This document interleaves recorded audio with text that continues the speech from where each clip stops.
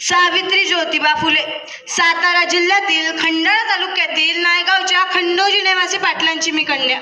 अवघ्या 9व्या वर्षी ज्योतिराव फुले नावाच्या माणसाशी माझं लग्न झालं.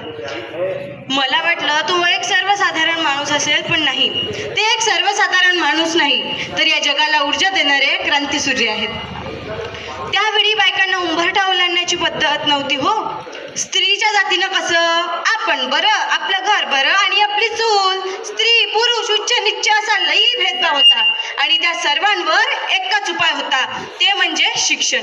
शिक्षणाचा ध्यास हा एकच खूळ ज्योतिरावांच्या मनात होतं. ते शिक्षणाचा प्रसार करत असताना एक फरान नावाच्या ब्रिटिश मॅडम त्यांना भेटल्या व त्यांना म्हणाल्या, मिस्टर फुले, तुम्हाला शिक्षणाचा प्रसार करायचा आहे ना, तर त्यासाठी first educated women, because the one women educated the full house educated.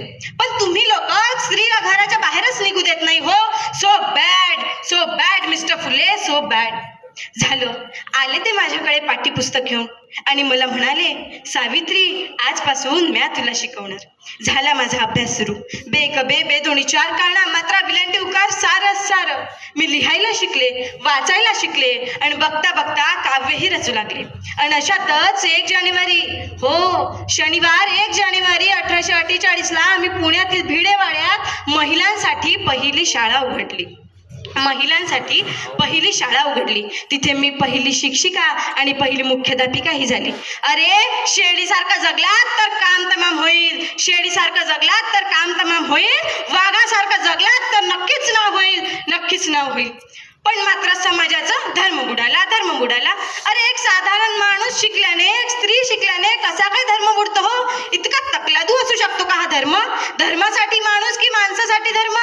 अहो, मी शाळेत शिकवायला जात असताना शेण खाल्लं, मला शेण मारून फेकलं, दगड मारली, मी सहन केलं, शिव्या दिल्या, अंगावर थुंकले, सहन केलं. पण आता माझ्या सहनशीलतेचा अंत झाला होता. दररोज प्रमाणे शाळेत शिकवायला जात असताना एक नराधम माझ्या पुढे येऊन उभा राहिला आणि मला म्हणाला, ए टिवडे, कुठे निघालीस? आधी आमच्या पोटीपाडींना शिकवणं बंद कर. तुला तुझी अब्रू प्यारी आहे की शिक्षण? त्यालाही कदाचित माहीत नसावं की म्या सुद्धा ज्योतिराव पैलवानांची पत्नी आहे.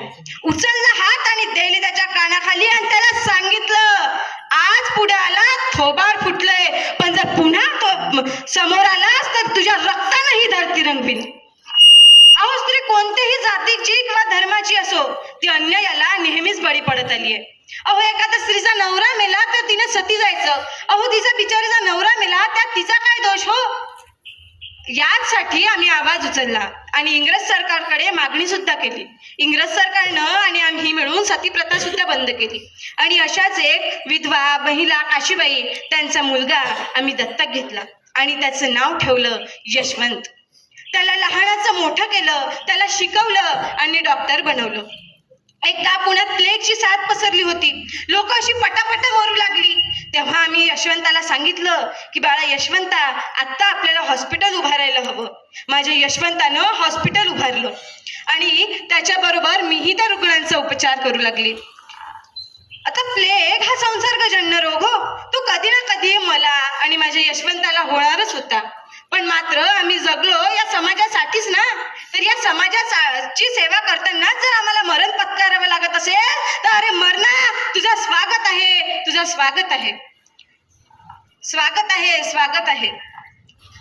म्हणून म्हणे, विद्येविना मती गेली, मतीविना गती गेली, गतीविना वित्त गेले, वित्तविना शुद्ध खचले. एवढे अनर्थ एका अविद्येने